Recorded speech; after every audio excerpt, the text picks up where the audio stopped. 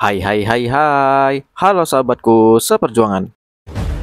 Sejak lahirnya Islam di awal abad ke-7 Masehi, telah terjadi peperangan yang tak terhitung jumlahnya yang melibatkan komandan yang berujung untuk memperluas agama di seluruh dunia. Di saat tentara Islam pindah ke Eropa, hasil konfliknya pun hingga berabad-abad. Selama rentang waktu ini, ada banyak pemimpin perang yang patut diperhatikan. Siapakah dia? Mari kita simak.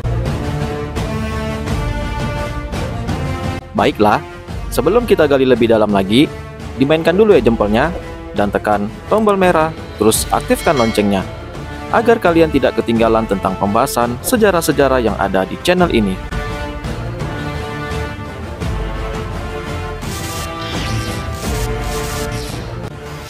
Nama lengkapnya adalah Imaduddin Atabik Zanki Al-Malik Al-Mansur bin Aksunkur Al-Hajib.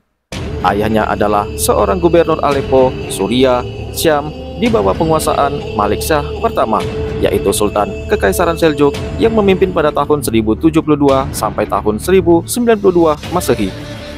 Menurut ahli sejarah, Aksunkur Al-Hajib seorang gubernur yang sangat baik, menjaga sholat tepat waktu dan selalu melakukan sholat tahajud.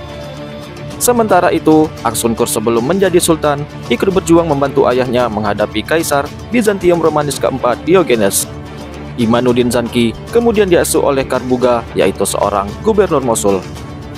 Namun, perjuangan ayahnya harus berakhir karena dibunuh oleh sekelompok asasin yang pada saat itu ia sedang menunaikan sholat di Masjid Jami' Mosul pada tahun 1094 Masehi. Setelah tumbuh dewasa, kepemimpinan Imaduddin Zanki cukup menonjol, hingga kemudian ia diangkat sebagai Atabik Mosul pada tahun 1127 Masehi dan Aleppo pada tahun 1128 Masehi. Atabik sendiri adalah gelar turun-temurun pada Kesultanan Turki untuk gubernur suatu provinsi, dan Imaduddin Zanki selanjutnya mempersatukan dua kota tersebut dalam satu pemerintahan. Menurut ahli tafsir dan sejarah, Imaduddin Zanki adalah seorang politisi yang ulung, sangat dihormati, dihargai oleh pasukannya dan orang-orang sipil, serta tidak menganiaya orang-orang yang lemah. Sebelum ia memegang tampuk kekuasaan, negerinya dalam kondisi memprihatinkan karena merupakan tempat melintasnya para pemimpin yang korup dan bertetangga dengan kerajaan Salibis.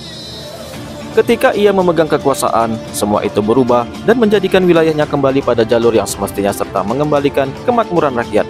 Dan Imaduddin Zanki adalah raja yang terbaik dalam kebijakan dan perilakunya. Ia pun dikenal sangat pemberani dan kuat dalam menaklukkan kerajaan-kerajaan lain di sekitarnya untuk bersatu dan tunduk pada ajaran Islam. Namun, ia juga dikenal lembut dan penyantun terhadap kaum Hawa dan berlaku dermawan kepada bawahannya. Imaduddin Zanki saat berkuasa memang bekerja dalam kondisi dan situasi yang paling sulit. Pada satu sisi, ia berada di tengah konflik yang berkecamuk di antara para penguasa dan para pangeran dinasti Saljuk. Sementara pada sisi yang lain, ia berdiri di antara mereka yang bertikai dan dinasti Abbasiyah. Ditambah lagi dengan iklim yang diwujudkan oleh tradisi kekuasaan warisan dan kerakusan para pangeran. Kondisi itu ditambah dengan kekuatan Salibis yang masih terlalu superior dan penuh dinamika. Namun, kendati pun demikian, ia dapat meletakkan pondasi-pondasi pembangunan dan terus-menerus menyalakan api jihad yang besar dan kuat dalam upaya pembebasan negeri-negeri dari utara Syam ke arah utara Irak, yang kala itu beberapa dalam pendudukan Salibis. Ia juga mewujudkan model pemimpin dan mujahid yang berjalan di bawah ajaran Islam yang mampu untuk mengembalikan harapan membebaskan tanah-tanah suci milik umat Islam yang dijajah oleh para musuh di seluruh dunia, seperti wabil khusus negeri penuh berkah Al-Aqsa di kawasan Syam. Menghadapi kekuatan besar Salibis, Imaduddin Zanki bergerak cepat ke utara dan menguasai Asib dan benteng Armenia di Hizan.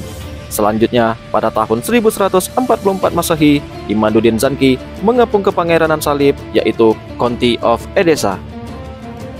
Kota Edessa sendiri merupakan negara Salib terlemah dan terakhir yang didirikan bangsa Latin, dan Imaduddin Zanki menguasainya pada tanggal 24 Desember tahun 1144 Masehi.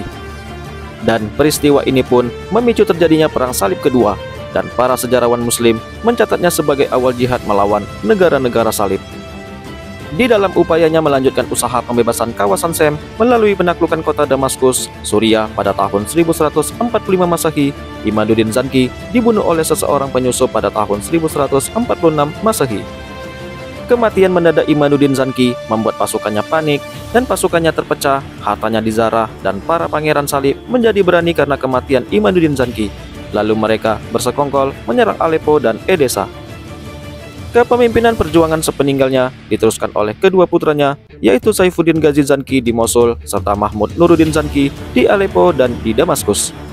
Walaupun usahanya untuk membebaskan negeri-negeri terjajah belum berhasil, khususnya kawasan Al-Quds dan sekitarnya, paling tidak Imaduddin Zanki telah membangun fondasi awal bagi pembebasannya yang kelak dilanjutkan oleh generasi berikutnya, yaitu Nuruddin Zanki hingga Salahuddin Al-Ayyubi.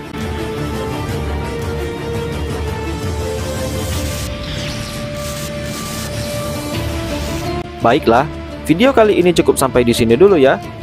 Sampai jumpa lagi di video selanjutnya yang pastinya tidak akan kalah menariknya.